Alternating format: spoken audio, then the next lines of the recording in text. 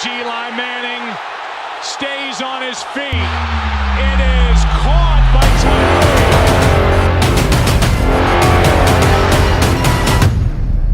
What's going on, everybody? David Tyree here. Welcome to Catch the Moment podcast. This is where you're going to check in, get you on to your journey, your pain point. But listen, this is Mission Legend today. I'm excited to be here. Today is a table where the legends meet. Got my man, Waliyy Dixon, street ball legend, owner of Street Ball Basketball Association. Is that right, fam? Blacktop Street Ball. Blacktop Street Ball Basketball Association, but certified and one legend. What's good, man? Good to have you at the table. Brother. Yo, it's a blessing to be here, man. Man, listen, so we already been literally around the round table. This is the table. And I know you had a stint at Rutgers, but we got to represent the orange. We got to bring some orange vibes, but I appreciate you checking in, man. This is a long time coming. We've known each other for quite some time, been big supporters of one another. Yes. I'm going to pin you back to the wall, take you down memory lane. We typically start off every episode. Where were you when you first saw the helmet catch? What were your thoughts? Was there any wild story that came along with it? Give it to me. Right in the family room at my crib with my boys in them, and I really don't watch sports. Okay. I like to see a good game, and just so happened, at the time, I didn't even know that was happening. I just know that it was a great catch, and then when I heard the name, I said, hold up. And that's when, that's what I remember about that game. And y'all won the Super Bowl that year. Yeah. Now, was you a Giants fan at all growing up? Did you ever watch any football at all? Yeah, definitely watched it. I never, to this day, at 49 years old, I don't have a favorite team. No favorite team?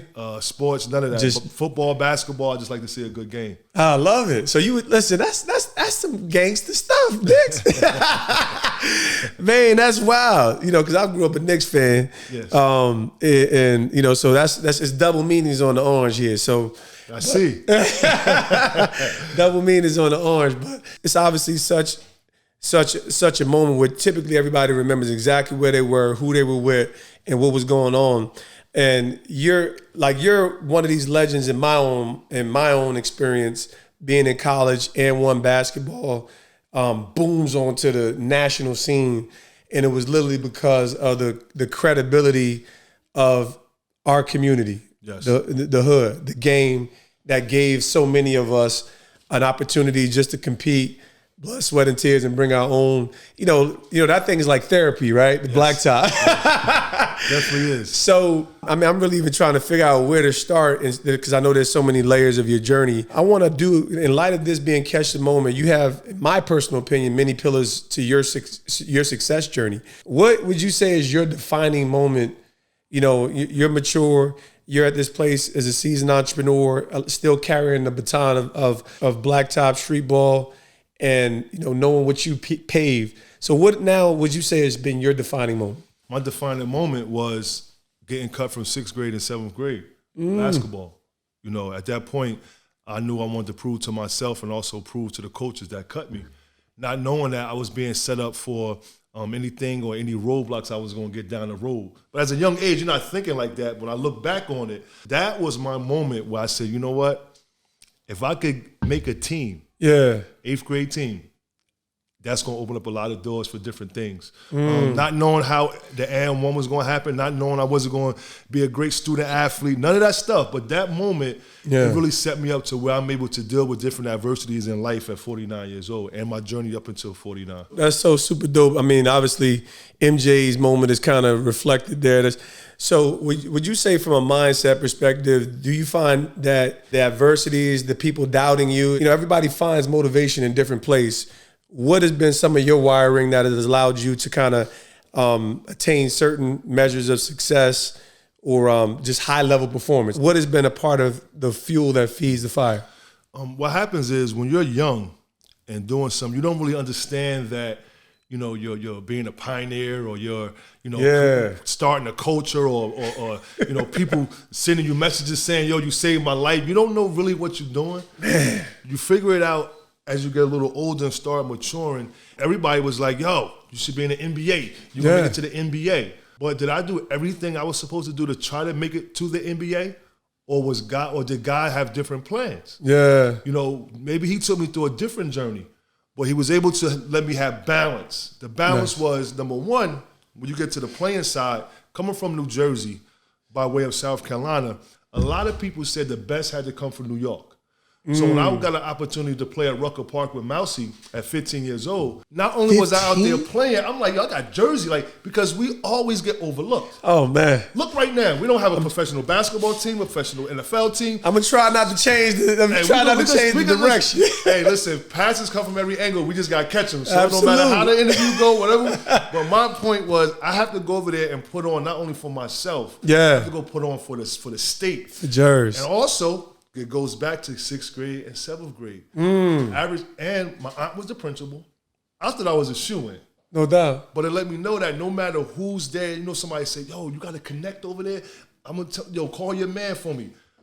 I thought I had my aunt there, but she proved the point as well.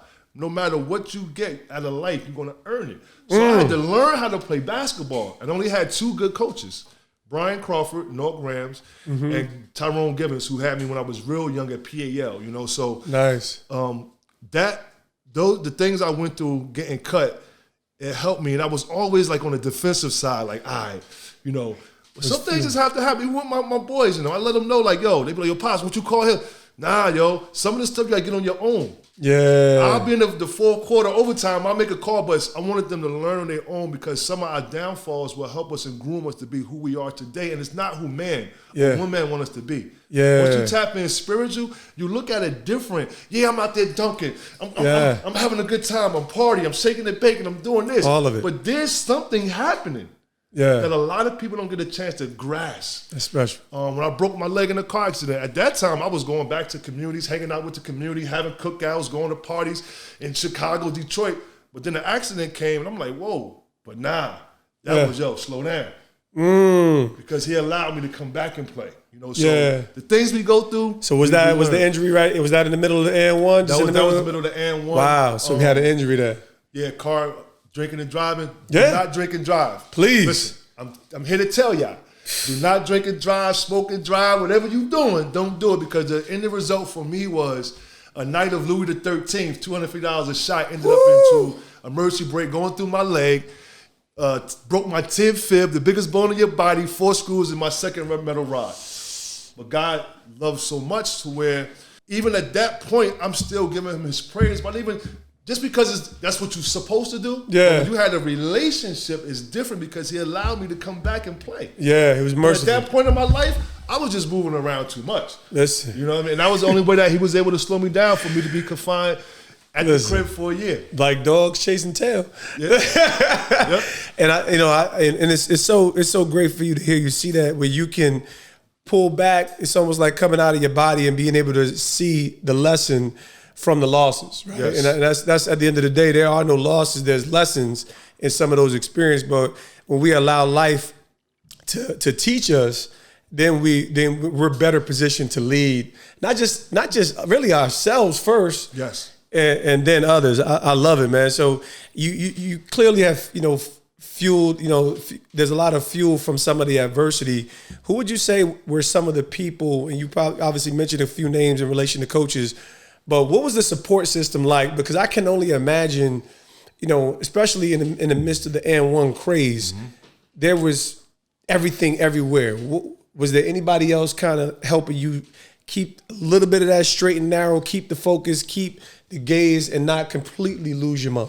It was my circle. I call my circle my team. We call it Nordica. They was older, but we family. So I'm from that era where they protected the athlete. They protected the joker who's going to be able to get them out of whatever position it was in, the ghetto, the hood, whatever you want to call it, the neighborhood. So I also had my own personal limits of how far I would go with certain things. I could hear my grandmother in the back of my mind, like, yo, you're supposed to do that. My mother and my father in my life, they never lived together when I was younger, but as the time went on, my mom wound up marrying my dad, vice versa. Sure. So the ground was there. Well, I wasn't no angel. No. Listen, I wasn't no angel. Oh, listen, we got stories. Ain't get caught.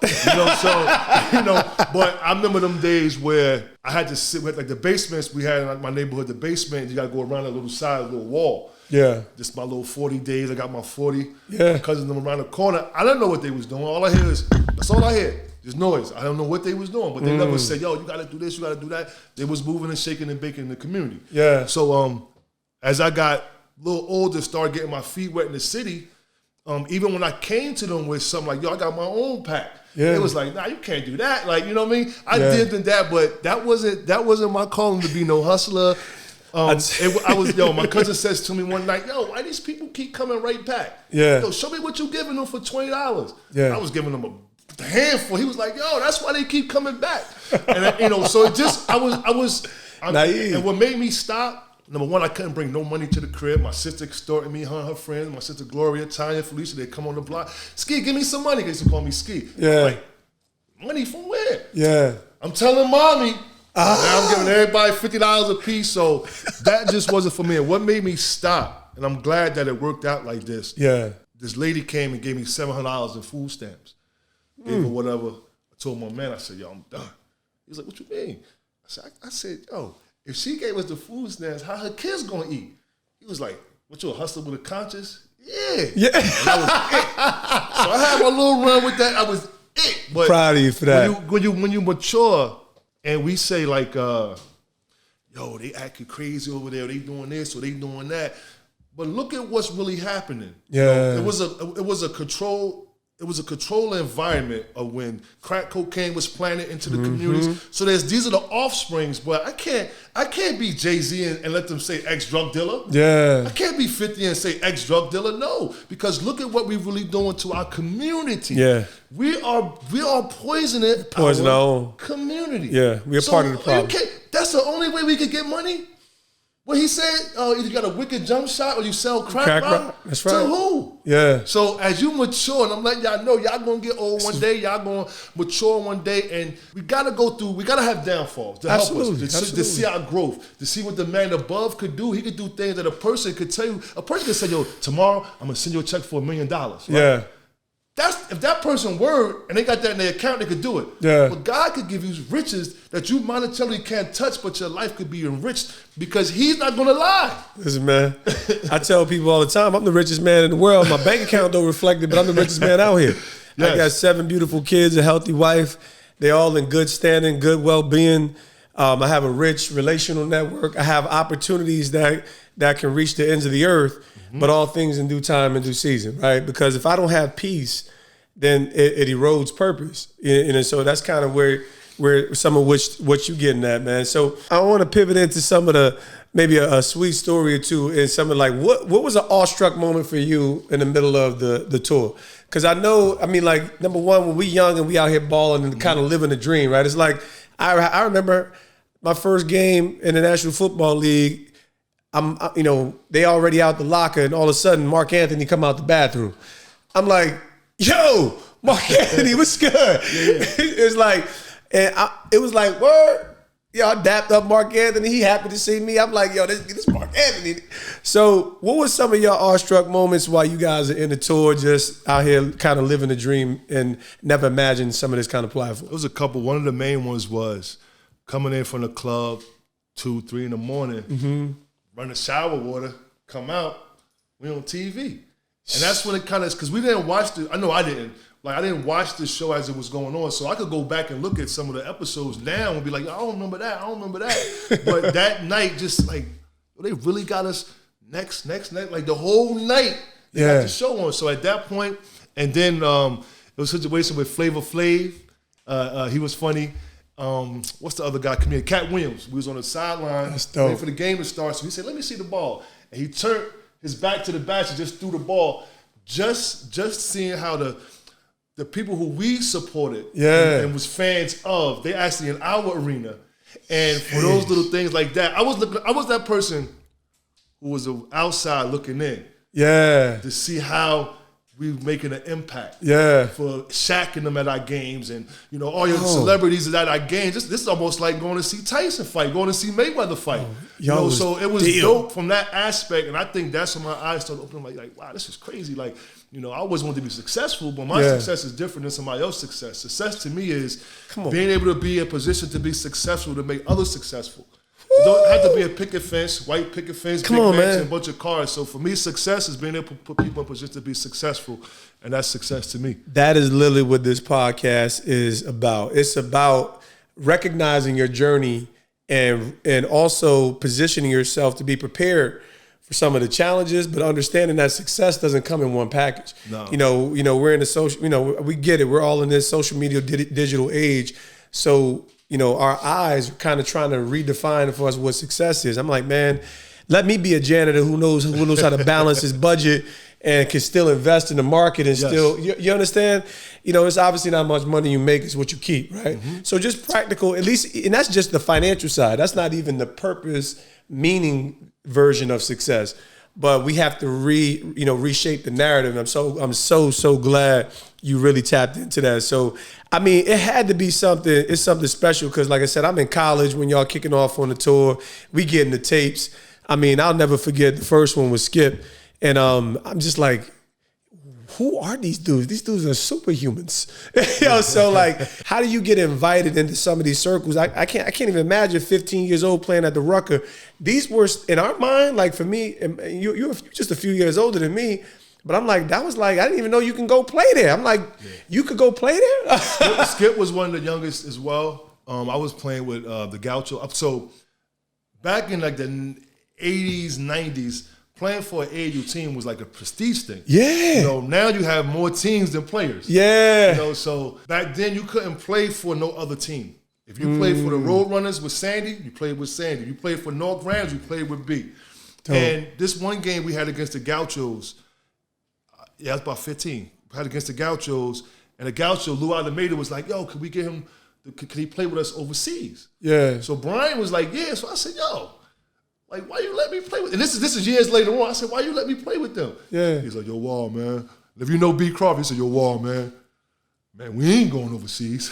we the neighborhood team. We were on Broad Street, the YMCA, North Rams, Mr. Bill Wimbley, God rest him. He was the cash cow. He was the as they would say, the CEO. My guards was Skip to my who was it? Mo Brown, Stephon Marbury, Sham Guard, Felipe Lopez. We had a crazy team. That Gaucho team was crazy. So I'm leaving the Gaucho practice, and this Spanish guy come up to me and was like, yo, you ever heard of the Rucker? And I was like, I heard of it, but, I'm Branch Brook, Yeah, we out here. That Orange League. I don't know none of that. So I heard of it. He said, yo, you want to play? And I'm like, he said, yo, I'm going to put you on my team. It's called Mousie's Dream Team. He said, I'm going to pick you up. We're going to pick up Roderick Rhodes from Jersey City, St. Anthony's. And we went out there that first time. See, coming from Jersey, it wasn't about like getting a name. I didn't know anything about that culture of that street basketball coach. But I'm coming out here, play ball, keep it moving. I didn't know that you would get paid to do this. Yeah. I didn't know none of that stuff in street basketball. Rucker Park, I think Mousy, man. And that first year I played, did my thing. Yeah. Kid from across the water. That's why I don't respect, and there's no diss to y'all. I don't respect a person who got more followers than me. God bless I don't respect I'm not trying to disrespect the person who... Different grind, different hustle. All I know is this. And those that get a name, come to the open run, we're going to give you a name, right? Yeah. I went from the kid across the water, Wawa, a couple years later, the coming attraction, a couple years later, main event. So the steps I had to get that earn name, that name. Oh, yeah. So somebody that play and do one thing, I just be like, all right, whatever, you're a good ball player. But to get that name, to get it is one thing. But to be able to keep that name is another. Now I'm learning. I'm like, hold on, because Mousy would have me playing in Brooklyn, Peligre, all Spanish Dominican League. I don't even know what they say. So dope, bro. So by the time I got to Rucker, I done played in like 3 games that day. So Rucker and then the other parts, they're like, yo, main event. I'm like, this is crazy. This is all new to me. This like, is crazy. Yo, main event. Yo, when you play, main event. I'm like, hold up. So I took the game a little bit different because I'm putting on for New Jersey. I love it. Tired of New Jersey getting overlooked. Yeah. They say, oh, New York is so close. Are you talking about 2 different states? Nah, we two. Do a crime in New York, you're going to go to New York jail. Listen, do a crime in Jersey, you're going to Jersey jail. Listen, 100%. I tell people, we like cousins, but we not cut from the same cloth. There's some distinct differences when you kind of grow up in these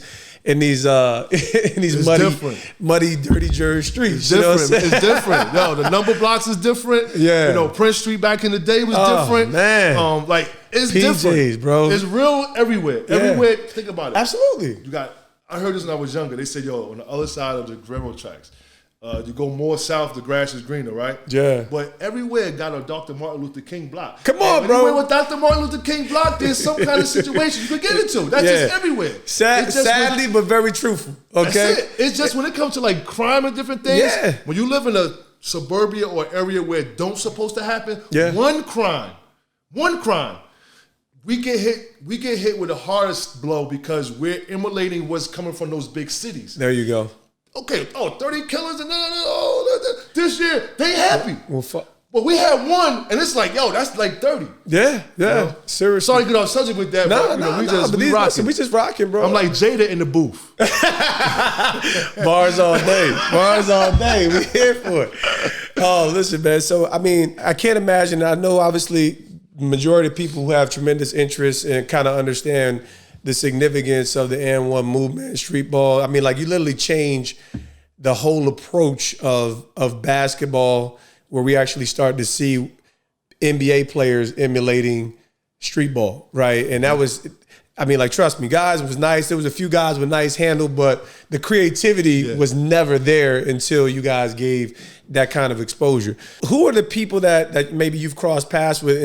And I could only imagine, like you said, the business side. Like, we all had to learn and take our lumps in that era. Yes. And we're kind of like, even my era playing in the National Football League, it wasn't known information. You were either a big dog that had big money and big opportunity, or there really wasn't any opportunity. Yes. Whereas nowadays, everybody has a brand, everybody has a business, everybody has a voice. So the question is, who are some of the people that, you know, were true liaisons to help, you know, help you mature through some of the business side, or the people that were real, you know, and what were some of the major lessons that you learned as you've evolved and understood where you've sat in history, having an imprint on the game? I gotta give a lot of credit to my agent to this day, Eugene Napoleon. So, when I first started doing that thing with the N1, we didn't have a blueprint. You know, my mentor is Joe Hammond, Pee Wee Kirkland. I would talk to those guys, and all Pee Wee would say is, don't let nobody take advantage of you on the business side. But you still remember, I met N1, I was 26 years old. So I didn't know. We don't know. We don't know about equity. We don't know about sweat equity. We don't know about sweat equity. Yeah. You know, you don't know these things. You just out there. First of all, I never looked at it as, I hated when they had this slogan saying street ball is my job. Maybe it was a job to someone who didn't love to play it. I love to play basketball, so it was never my job. Real talk. Period. Real talk. Street ball and one was never my job. I got paid to play the game that I love to play, you know? Hey. So man, that's so real.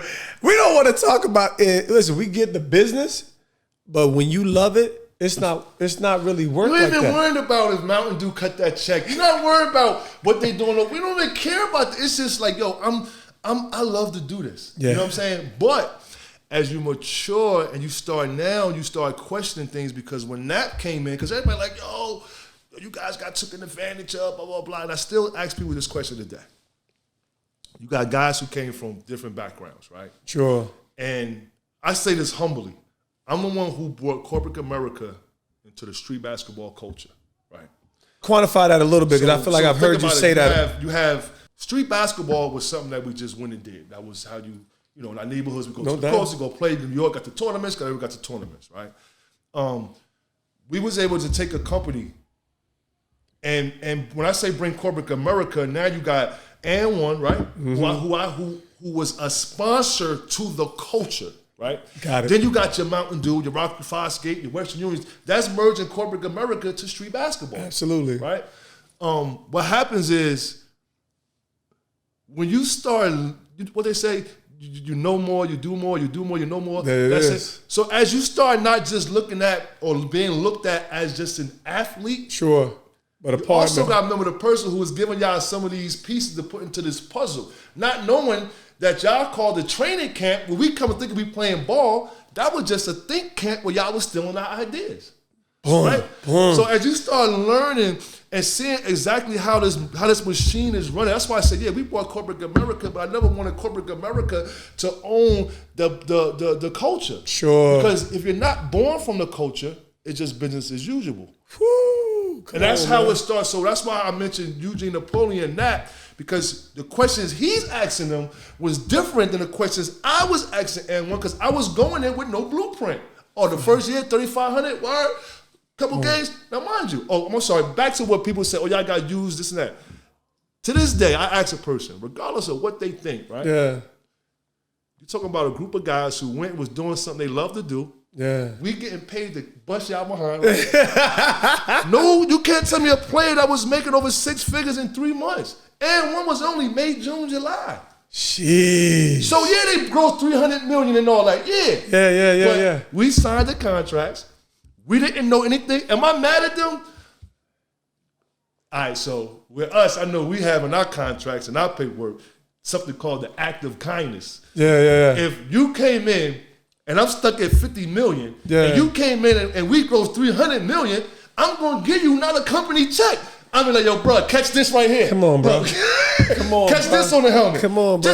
Just a kindness. Absolutely. You know what I mean? Did they have to? No. There you go. They didn't have to do it. Man, this is I learned a lot. I thank them guys. And it's amazing that, you know, and I understand how people obviously get embittered on the business side, but in business, there's no obligation, right? That's what contracts are for, what you're obligated to do versus what would be the quote unquote right thing to do in light of oversight, right? Yes. Maybe we didn't recognize that this would be the ginormous opportunity. They didn't know. And they didn't know. They're young. They didn't know. They had no clue. And like I said, it would be right to make all parties right to make this a long-term win. And sadly, majority of the people... Because they jumped out. They jumped out. Look, I tell people, they be like, yo, you know, just to do business, just standard general business, you got to have, you know, everything in order, your business plan, blah, blah, blah. Boom. But the streetball culture doesn't have a business plan because you're dealing with lives. You're dealing with changing lives. So I can't go with my 5-year business plan. That first 5 years, the first 2, it may be a failure. So we got to keep pushing it because now when you step back and say, everybody go to a sporting event is not there to be the quarterback, the running back. Some want to be the coach. Some want to be the referee. Some want to be the person that work in the concession. Be the DJ. All of that. So I'm thinking about all of this stuff like, nah. Yeah.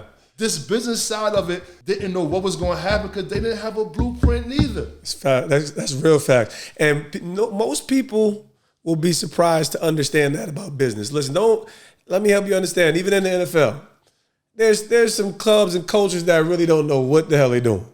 And it's just real facts. It's just that they have a business that is business over business. Yes. It doesn't mean they actually know how to run the business. It doesn't mean that they actually know P&Ls, and it doesn't mean they actually know how to run their numbers. It doesn't mean they actually know the business of how to actually maximize and monetize their product. Now these legacy franchises are just starting to get in it, just bringing in analytics, just bringing in smarter people, but it was a club. It was a family. It was things like that. That's for the Giants. We see what happened with the Redskins. Yes. Trust me, it's all over the place, man. Hey guys, looking for an edge in sports betting? Our sponsor, betting.us, has got you covered. Get expert analysis, betting tips, and up-to-date odds all in one place. Bet smarter with betting.us, the ultimate sports betting destination. We have our own experiences, losses, pain points, and traumas that kind of bring us to our true selves, right? What were some of those, real defining formative experiences for you where it was a soul-searching moment where you had to deal with darkness, and how'd you overcome it? I think when someone, really the people, maybe they feel as though a person should be here or they should be here, right? Sure. They look at like accolades, personal items or personal things, right? For me, it was more being who I am with or without. So it's still me. I don't act that way. I don't act this. I was just me. Yeah. And it helped me because I was never putting up a front. It's fine. Regardless if I have or don't have. Yeah. No one would never know because I never used that as you're going to like me because I got resources. I got the nice car. I got the nice house. No, you're going to like me for who I am. Yeah. Because with or without, whether I'm in a G-Ride or getting out of a G5, you still going to rock with me. Because you're going to get to like my soul, who I am. Because it's me. It's me. Man, I love that, man. Of course, my dad passed a couple years ago. My grandmother. Those are the things, especially when someone passed, a loved one, friend, because we're taught how to live with our loved ones. Sure. But we're not taught how to live without them. So every day has been a trying time for me. Bro, you just said a lot right there. It just get crazy. Like, yeah, you said a lot right there. And I want to, I remember us reconnecting in the last few years. I recall that you and your father had some really powerful, transformative prayer experiences that was really shifting your life. If you don't mind, talk about that, because I think it's inspirational on so many different levels. We talk about being grounded, but the significance of a father-son relationship and what the bond is that brings healing as we evolve as men. Mama bear is more like, hey, what happened? Oh, you fell? Come here. And they gonna pamper you. Pops was more like, man, get up, man. It's gonna happen again, yo. And that's okay sometimes, right? Yes. It's tough love with Pop. You know, Pop is like, listen, I'm gonna teach you to be a man. Yeah. You know what I mean? Told me to speak out for myself, never lie. If I'm in the right, he gonna ride with me. If I'm in the wrong, he gonna ride with me, but it's gonna be, we're gonna have to, might get popped up a little bit, but he gonna ride. But he always I try to tell my boy, don't ever lie to me about nothing, because I gotta know how, I gotta bring a defense to this. Like, how do we get you out of this? But if you lie, I can't really do that. I remember myself, I lied one time. I'm out with my guys. I don't know what happened, but I know I bust my hand. I was walking down, bust my hand open, and had mad stitches, 100 and some stitches. It's crazy, right? So my dad see me, he come in the hospital, he says, what happened? I said, nah, the elevator had this thing, blah, blah, blah. He was like, the elevator. So the next day he says, hey, let's go down there, cuz I see a lawsuit. Look at your hand.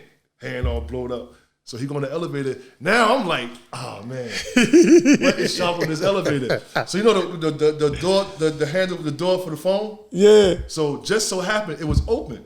So I said, oh yeah, right there. So my father's like, boom! He kept hitting his head, boom! He said, yo, man, listen, man.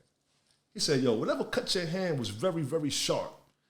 He said, you're gonna have me look like a fool. He said, you ain't cut your hand on this elevator. Yeah. I waited till I got older. He said, I said, Dad, you know what happened?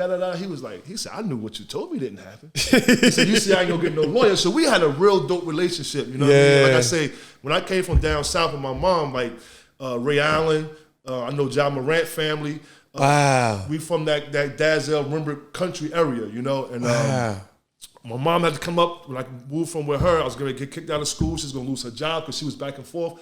My dad came and got me. My stepmom, I miss her as well. God rest her. Yeah. But she took me hands in. My father told her, listen, my son coming up here, boom, from South Carolina to Elizabeth. My grandmother was already in Linden. And when I got cut, that's when I came to Linden, because my mother had moved from down south to Linden, and I went out for the team, and I made the team, and then it was just crazy from there.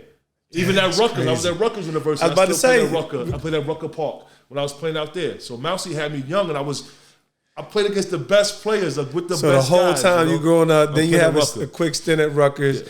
Tell me how that affected you, because you were there, obviously an amazing talent at Rutgers, but unfortunately you weren't able to stay. Tell me how that affected your psyche, and what's the internal mechanisms that's like, yo, let's keep pounding forward. So when I came out of high school, first of all, I take credit. I take blame, right? The ownership, like, for poor decisions. Like, we all made tons of poor decisions. Yes. This is why I feel like I'm one of the most credible voices, because I've made enough bad decisions, and I've been fortunate to make enough really good decisions to justify, have enough experience making dumb decisions. And I got some really great experience on the other side of, man, how you become a man of integrity, a man of virtue, and how you find success on the long term. So I get it, man. But the ownership is huge. Yes. If we never own our mistakes, and that's as husbands, as fathers, then we never grow. It'll keep on happening. Yeah, man. So I want to put that out there first. That I take responsibility, but my responsibility I'm taking is me. But there was also some assistance. Oh, absolutely. So my senior year, in the 90s, you had to have a 700 on the SAT and a 2.0 GPA. Yep. I went to, I'll never forget this. I think I was at the Zanzibar. Club Zanzibar. Shout out to Club Zanzibar on a Friday night. I got the SAT in Montclair on Saturday. I got a 640. No. A 5 something. But this straight from the club. 200 for writing your name, right? Yo, that's a fact. So it's all good. So now, all right. So I met this this lady, and she said, "What you get on your SAT?" Yeah. So I told her. She was like, Okay. She said, you need to get the Princeton Review. And don't take it in Montclair. Take it in Cranford. Okay. I'm going to have to go back to the story because I'm like, I'm in high school. I'm like, What you talking I barely got to Montclair. Now you tell me to go to Cranford. But in between there, my dad was paying $1,000. I had to go to do the Princeton Review. So I don't know if the Princeton Review helped or if me taking it in Cranford versus going to Montclair. Gotcha. But I'm going to get to that point. Yeah. I take the test. I got an 890. Nice. Go to my coach. I'm not going to say who the coach is. Yeah. I'll let y'all. He's going. We all good. We good coach. there. Keep it clean. I think he was from Montclair. I go to the coach. I said, yo, I got an 890. Yeah. He was like, what, you cheated, son? Yo, I'm talking about, not no joking, did you cheat, son? Like, really, like I blew his covers, like he's mad. Yeah. So I got recruited by almost every school, D1, D2, whatever. And I had a bag just full of letters, these full open. My mother said, yo, why you got these letters over here? Well, the ones over here I'm not going to open because if they can't spell my name right, I can't go to that school because my name is Arabic. And it means Waliyy, Waliyy, and it means loved and protected by the Creator. Fire. So the ones open up, Rutgers, they came in like 8th grade, come to my game, blah, blah, blah, blah. So now, you have to have a 2.0, a 700 SAT. Yeah. Now think about what I'm going to tell you. This is what they said I had when I came out, a 1.9 GPA. Yeah. And I had the 890 on the SAT. Fast forward, now I get recruited by Jeff Van Gundy and Eddie Jordan. That's so dope. As soon as I signed, I went to they school. left. I went to school with Eddie's son. I signed, they leave. They never coached me or nothing, right? So I'm dealing with that. Keep that in mind. I'm dealing with that. Now they telling me I got to sit out my freshman year because I was a high recruit since a guy named James Bailey. Okay. The way Bob Wenzel's mind was, if he come here, during that time, I was in Atlantic 10. You could transfer to a school in Atlantic 10 and don't have to sit out. That's how the rules was. Yeah. So what they did was, being I was a high recruit, they had to figure a way out, how do we keep him at Rutgers? Now, mind you, the players they had, I knew I was going to learn from them. So I knew I wasn't going to start. Yeah. I didn't mind that. Okay. Steve Worthy, you got Donnell Lumpkin, you got Mark Redden, you Yeah. got Cruz. I'm That's learning solid. these guys beat UNLV. I was at the game, young okay. boy. So now, when I go back and look at my grades, man, a good guidance counselor, a mediocre, a halfway guidance counselor would have said, yo, this is what we're going to do. You got a 1.9. You're going to have to take summer school. You can't walk. The whole thing behind my coach making the deal, and he had a house right by Rutgers, by the rack. I used to go to the games, spend the night, go to school. Talk that talk, bro. It's real. Now, I sat out, I ate that. But that year, I got discouraged because now I find myself at Douglas Mart every day. Douglas Mart was the liquor store. I'm going to get my 40s. Yeah. And that's when Chicago came in and said, yo, I got to move you from here to go over here. Yeah. I said, nah, it ain't going to work out. Fast forward now. I go look at my grades. I'm like, man, wasn't that bad of a student because I don't remember getting too many whoopings behind my grades. Yeah. I didn't have no F's really. Just you know what I'm needed saying? the right guidance. Look, I'm like, I got a 1.9. Who you think gave me my lowest grade? Say it ain't so. You Coach. No. Gym class. Gym class coach, the boy who My head coach was my gym coach. who literally said, you got a 890? cheated? You cheated? His name is Wilbur Akins. Oh, man, that's no Wilbur good. Akins. You'll hear it in my life story docu-movie, man. Full quarters. man, yo. that's no good. So how it came to a point when, because all my kids play, I never forced sports on them. Yeah, But I yeah. said, if y'all going to play basketball, y'all have to take tennis. Yeah. Because it helps with your hand and eye coordination. That's I dope. think it was you, my son Q right here. Yeah. I had a plastic bag full of N1 headbands, T-shirts, all that. Yo, the dude almost had tears. Now, you got to remember, this is years after. Jeez. Yo, he had like tears in his eyes. And he's telling him, yo, your dad's one of the greatest guys, man. He's a good man. That was confirmation that you thought you stopped me. You stopped my career, bro. Dang, man. Because think about it. I would have walked. I wouldn't have walked. I would have went to summer school. And what you going to summer school for? Took the grades Who your out? teacher? The coach. That's crazy. Golly. Because I had C's, D's. I ain't had no A's. You know what I mean? Yeah. But my grades I shouldn't have had a 1.9. Nah, you should have. Man, shout out to Ace, man. You ain't hold me back, yo. Salute, man. I love you, Miss Keller, but I keep it 1,000. You was born to rise. Man. And but man, like I said, And it's a beautiful thing. We talked earlier about being chosen to arrive at certain places, allowing our story, our narrative, and ultimately that resilient heart to bring us to the destination that I ultimately feel like God has for us. When you mentioned what you felt like made you unique, you talk about remaining authentic. And it's one of my favorite scriptures that's kind of taken out of context. And Paul says, I know how to abound and I know how to abase. Yes. Then he says, I can do all things through Christ who strengthens me. So remaining the same person, whether you're celebrated or whether you're hated, being consistent in work ethic and person. And I just really wanted to just wash that over you, man, because it's powerful. Because I've been inspired and not knowing the full story.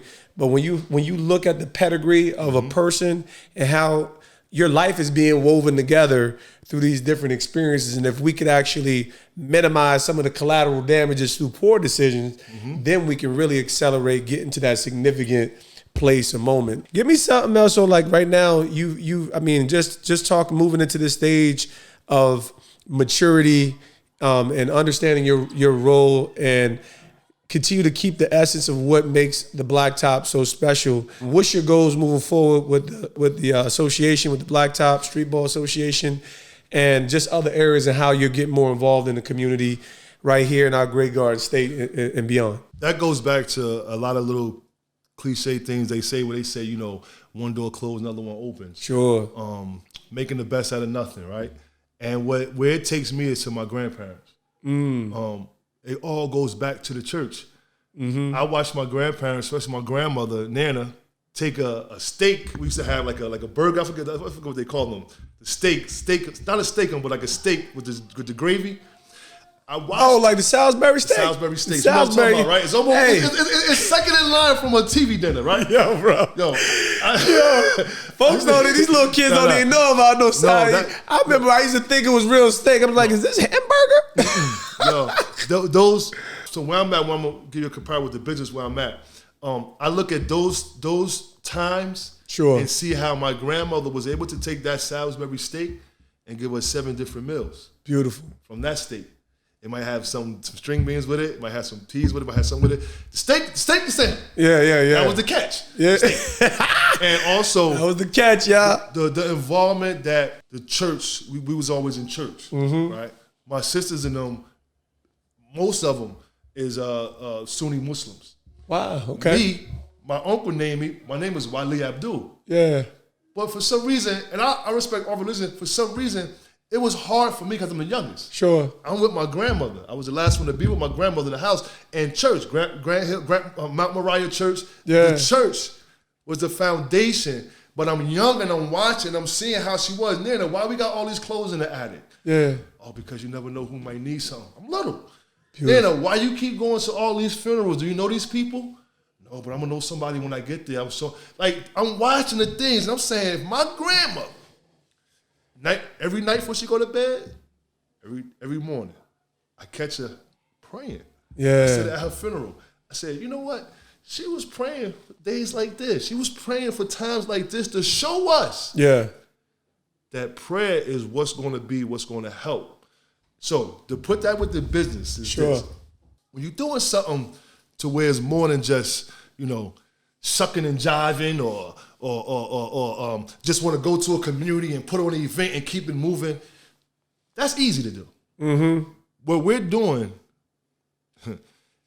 is going to take a little longer, but it's going to last forever because the company's based off of God, generational wealth, and residual income, right? Beautiful. How do we take the entertainment side and be able to talk about prison reform? We're able to talk about financial literacy. We're able to talk about the NFTs, the reverse gentrification, mental health awareness. See, these companies, when they're not from the culture, the government deal with our issues from a statistic point of view. No. I want to deal with that person who was in that accident. Yeah. Or that person who drank a little bit too much. Yeah. Because they're going to give it to me straight up. And it's not about a check. It's not about this person came from a single home. They're going to act this way. If they lived over here, they're going to act that way. No. Yeah. We need those resources. So my point that I'm getting at is that we hit in 5 major cities. And the basketball side is the small part. But it's something that we're parenting the culture. Beautiful. No one have ever Parenting parented the the coach. culture because the culture is just so wild. We wild. And it's also alternative because everybody, I did a thing on Instagram and I broke down the actual numbers.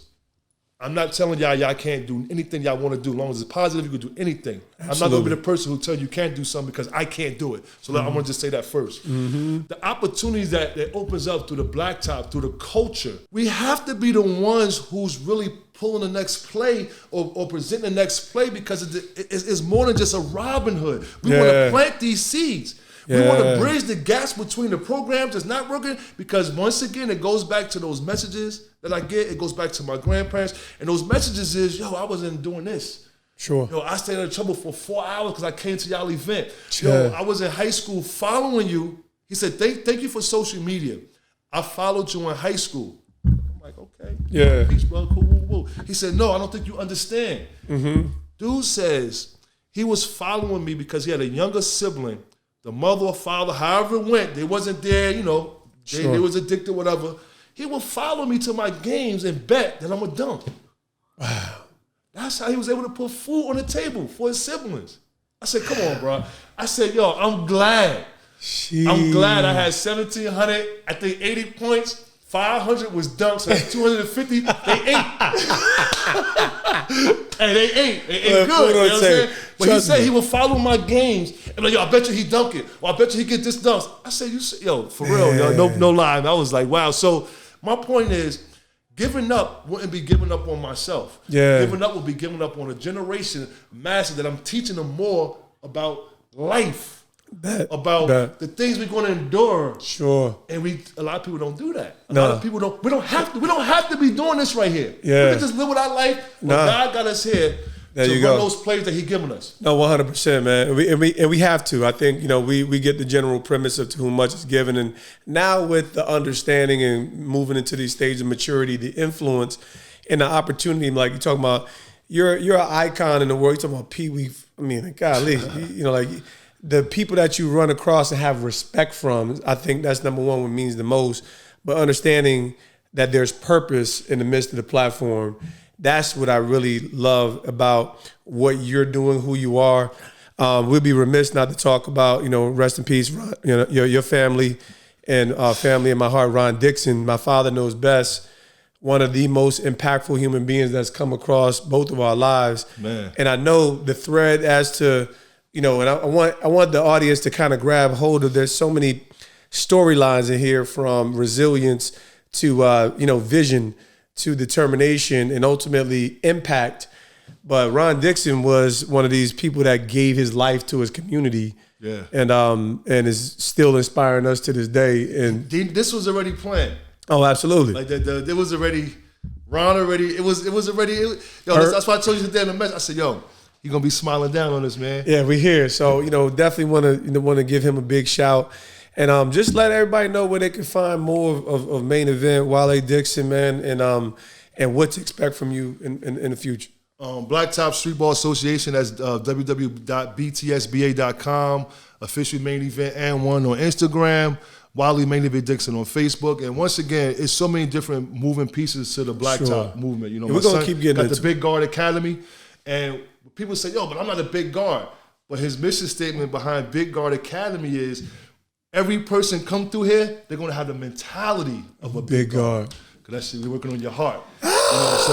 But you can check out those websites. Check me out. We all about the community. We're here to save lives.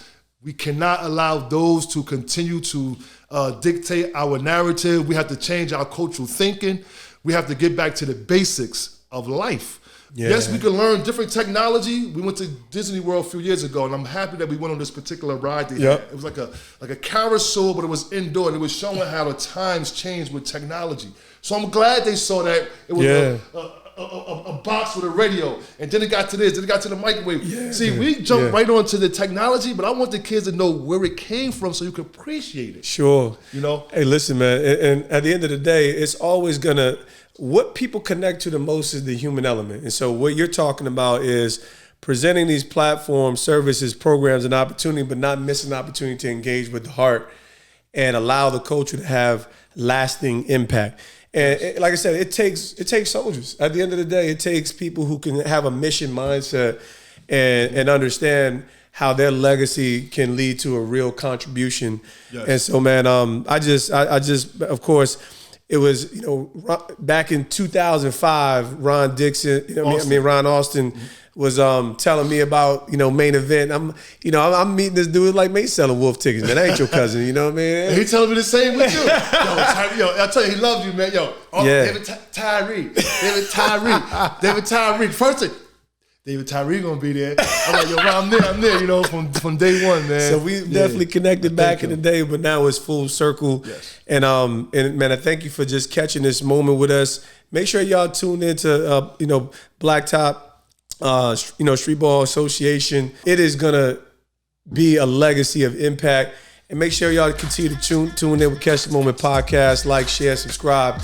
We're gonna keep getting great done. Let's.